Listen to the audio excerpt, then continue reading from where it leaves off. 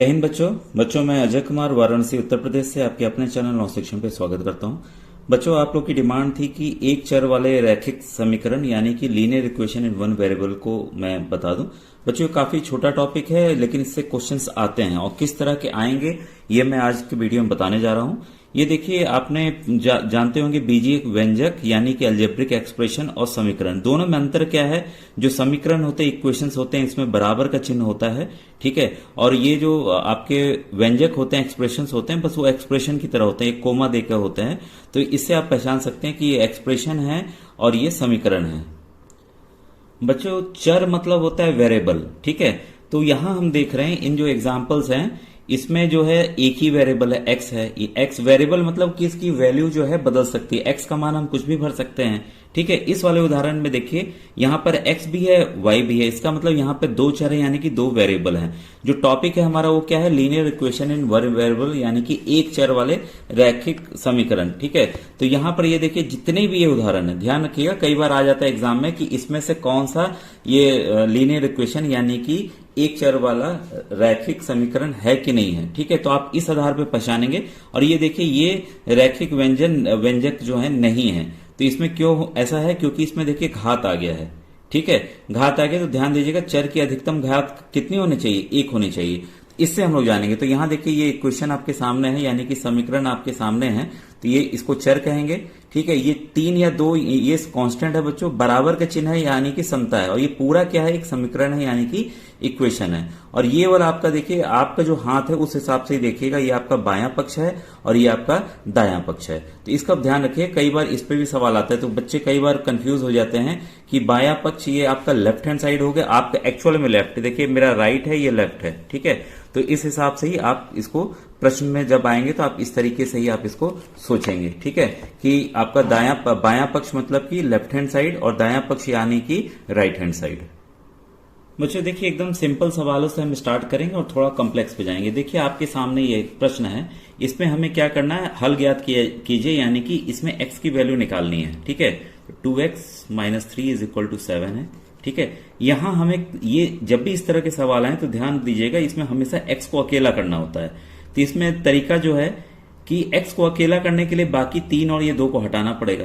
तो उसका नियम क्या है, सबसे पहला आप नियम कि 3 को उधर ले जाइए। तो बच्चों जब भी ऐसा हो कि किसी संख्या को उधर ले जाना हो तो उसका साइन चेंज हो जाएगा। अगर माइनस है तो ये बच्चों प्लस हो जाएगा, अगर प्लस है तो क्या हो जाएगा, माइनस हो जाएगा, ठीक है।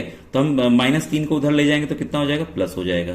तो 2x बराबर कितना हो गया आपका, 7 में 3 जोड़ दिए 10। अब इसका क्या नियम है, यहां हम लोग बच्चों क्रॉस मल्टीप्लाई का नियम अपनाएंगे, ठीक है। क्योंकि हम डिटेल में नहीं जा रहे, हम चाह रहे हैं कि सवाल हम आसानी से और जल्दी हल करें, ठीक है। तो कई बच्चों को ये आता होगा। तो x बराबर क्या हो गया आपका, क्रॉस मल्टीप्लाई के नियम पे ये जो 2 है दूसरी तरफ भाग वाली पोजीशन पे मतलब नीचे चला जाएगा, इसके डिनोमिनेटर में चला जाएगा। अब हम देखिए हमेशा भिन्न में क्या होता है, नीचे की संख्या ऊपर की किसी भी संख्या को या ऊपर की कोई भी संख्या नीचे की संख्या को काट सकता है। हम देख रहे हैं दोनों जो है संख्याएं 2 से भाग हो जाएंगी, 2 × 1 = 2, 2 × 5 = 10। तो x का मान देखिए साफ साफ आ गया 5। तो ज्यादा हमें नहीं, बस सिंपल जाएंगे। देखिए x की वैल्यू यहाँ 5 आ गई। तो वैसे ही अन्य सवालों को हम हल कर सकते हैं। अब देखिए ये जो सवाल है, एक और सवाल हम उठाते हैं। इस वाले सवाल में हम कैसे करेंगे, देखिए सिंपल है, जो चीजें हैं इसको हम बता दें। यहां पर भी देखिए क्या हुआ, 5/2 को दाएं पक्ष में पक्षांतरण करने पर यहां देखिए हमें क्या करना है, जो अभी मैंने सिखाया था, x को अकेला करना है। तो इस वाली वैल्यू को हम उधर ले गए, ये प्लस था तो क्या हो गया, देखिए माइनस हो गया। अब हमने इसका लसा ले लिया तो ये देखिए 2 ही है तो 2 आया, और -5 - 3 कितना हो गया, -8 8/2 काट दीजिए 4 आ गया। अब x/3 बराबर क्या हो गया, -4। क्रॉस मल्टीप्लाई का हम नियम अपनाएंगे, ठीक है। या दूसरा तरीका कि हमने 3 से दोनों तरफ गुणा कर दिया, ठीक है। तो उस हिसाब से भी तो x बराबर देखिए -12 आ गया। तो कुछ हम अगर कठिन सवाल लेते हैं तब और चीजें कॉन्सेप्ट क्लियर होगा। जो आपकी परीक्षा में बच्चों सवाल आ रहे हैं उसके कुछ अनुप्रयोग आएंगे यानी कि एप्लीकेशंस आएंगे। अब देखिए आपके सामने सवाल है, परिमेय संख्या -7/3 के दोगुने में। तो पहले हमने क्या किया, इसका दोगुना कर लिया, -2 से गुणा कर दीजिए तो 7 × 2 = 14 -14/3 में क्या जोड़ा जाए नहीं पता तो हम क्या ले लेंगे, x ले लेंगे बच्चों, कि x इसमें जोड़ा गया कि जिससे 3/7 प्राप्त हो। मतलब कि ये देखिए प्लस में आ गया, ये माइनस है ये प्लस में आ गया, तो उससे आप परेशान नहीं होंगे। इक्वल टू 3/7 प्राप्त हो जाए मतलब वो बराबर हो गया। ठीक है, इसी समीकरण को हमने हल करना है। जब हम ये ब्रैकेट खोलेंगे तो प्लस जो है माइनस को मल्टीप्लाई करेगा, प्लस माइनस क्या होता है, माइनस होता है। ये काफी कॉन्सेप्चुअल क्वेश्चन सब मैंने बताए हुए हैं, तो आपको प्लेलिस्ट में बच्चों जाकर देखना पड़ेगा। तो x माइनस 14/3 बराबर 3/7, जो मैंने नियम बताया कि आप उसको ले जाएंगे दोनों तरफ, मतलब इस तरफ ले जाएंगे तो ये क्या हो जाएगा, प्लस हो जाएगा। ठीक है, तो फिर हम लसा ले लेंगे तो 160/21। और कई बार देखिए ये क्या होगा, एक मिश्र भिन्न में इसे हमें बदलना होगा, तो कई बार मिश्र भिन्न में भी इसका उत्तर हो सकता है। तो क्या हो गया, इस प्रकार 3/7 प्राप्त करने के लिए 2 गुणे इतना में 1/7/21 जोड़ा जाना चाहिए। तो इस तरह से उत्तर देखिए तुरंत आ जाएगा। पिछली बार की प्रधानमंत्री यशस्वी योजना और श्रेष्ठा योजना में जो अनुप्रयोग वाले क्वेश्चंस थे उसमें मुझे याद आ रहा है एक उम्र का भी आया था। तो बच्चों ये काफी आसान रहता है, लेकिन हम घबरा जाते हैं। अब देखिए इसमें क्या है, ध्यान दीजिएगा। साहिल की मां की वर्तमान आयु, साहिल की वर्तमान आयु की 3 गुनी है। तो इसमें दे दिया है कि इस मां की आयु 3 गुनी है साहिल की आयु की। ठीक है, तो हमने यहां देखिए पहले ही मान लिया कि जो वर्तमान आयु साहिल की है वह x है अभी की। ठीक है, तो उसकी मां की आयु कितनी हुई, सवाल कह रहा है 3 गुनी, तो 3x ले लिया। देखिए समीकरण ऐसे ही बनेगा बच्चों, इसको बस आपको समझना होगा इक्वेशन बनाना कैसे है। इसके बाद क्या है, 5 वर्ष बाद मान लीजिए अभी साहिल की x है, तो 5 वर्ष, अभी मान लीजिए 4 साल है तो 5 वर्ष बाद कितनी होगी, 4 + 5 9 साल होगी ना ये, लेकिन x तो हमको पता नहीं। ठीक है, यही तो हमें निकालना है। ठीक है, तो उसमें 5 वर्ष बाद मतलब x + 5, उसकी मां की भी आयु 5 वर्ष बाद कितनी होगी, 3x, भाई हो गई 3 गुनी होती, उसमें भी 5 साल हमने जोड़ लिया। के बाद उन दोनों की आयु का योग 66 वर्ष हो जाएगा। ये साहिल की आयु, ये उसकी मां की आयु, दोनों को अगर जोड़ लेते हैं तो देखिए 3x + x 4x, 5 और 5 10, इसका जो योग है वो 66 के बराबर है। ठीक है, इसके बाद है उनकी वर्तमान आयु ज्ञात कीजिए, यानी कि x और 3x हमको निकालना है। ठीक है, अब सवाल से ही देखिए हमें पता चल गया कि हमने इनका योग कर लिया, योग बराबर 66, और ये आपको हल करने आ गया है, इसमें तो प्रॉब्लम है नहीं। ठीक है, तो हम 10 को उधर ले जाएंगे तो माइनस हो जाएगा। ठीक है, 4x बराबर 56 और x बराबर क्या होगा, ये क्रॉस मल्टीप्लाई करेंगे तो भाग वाली पोजीशन पे आ जाएगा। 56/4 काट दीजिए 14।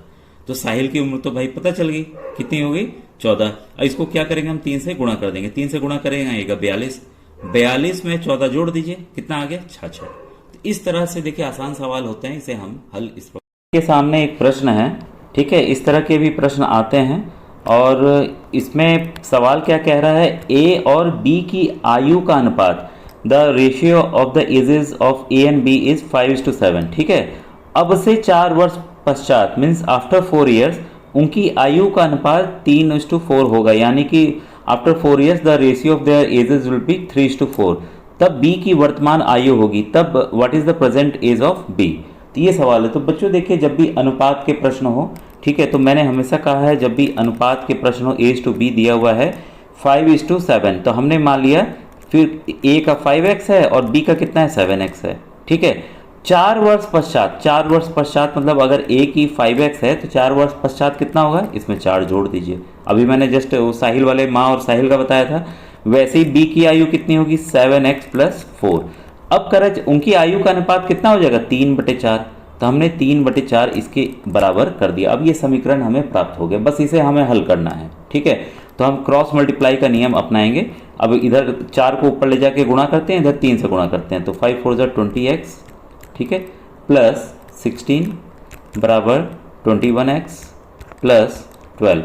बस ये समीकरण हमें मिल गया।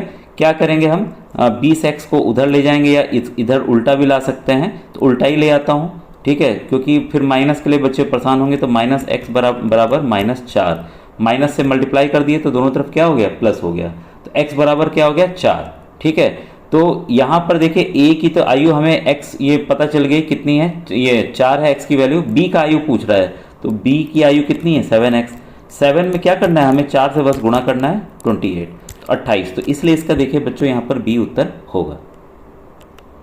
अब देखिए एक और प्रश्न आपके सामने बच्चों, रहता आसान है लेकिन जब हम लैंग्वेज देखते हैं तो हम घबरा जाते हैं कि कैसे होगा। ठीक है, 36 को 2 भागों में इस प्रकार विभाजित किया जाता है कि, अब देखिए 36 नंबर है, एक नंबर है, इसको 2 भाग में डिवाइड कर दिया, तो मान लीजिए पहला भाग x हो गया, तो दूसरा भाग क्या हो जाएगा, 36 - x। ठीक है, कि पहले भाग के 5 गुने से, पहला भाग का भाई 5 गुना, पहला भाग का 5 गुना में दूसरे भाग के 3 गुने को जोड़ने पर, दूसरा भाग कितना था 36 माइनस एक्स, तो उसको जोड़ना है, उसको 3 गुना उसका जोड़ना है। तो 3 गुना किसका 36 माइनस एक्स का, जोड़ने पर 142 प्राप्त होता है। मतलब प्राप्त होता है मतलब बराबर का चिन्ह आप दे देंगे।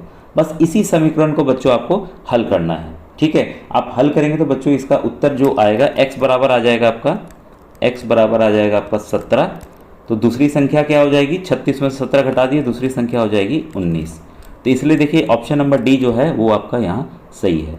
कुछ सवाल दे रहा हूँ बच्चों, इसका उत्तर मैं आपको यूट्यूब पे, ये अपने जो मेरा व्हाट्सएप ग्रुप है उस पर मैं इसके आंसर्स बता दूंगा। ठीक है, क्वेश्चन नंबर 8 आपके लिए मैं दे रहा हूँ। ठीक है, वही देखिए क्वेश्चन नंबर 9 ये मैं आपको दे रहा हूँ, क्वेश्चन नंबर 10 ये मैं आपको दे रहा हूँ, इसका आंसर आपको बताना है, बस ABCD बताना है आपको।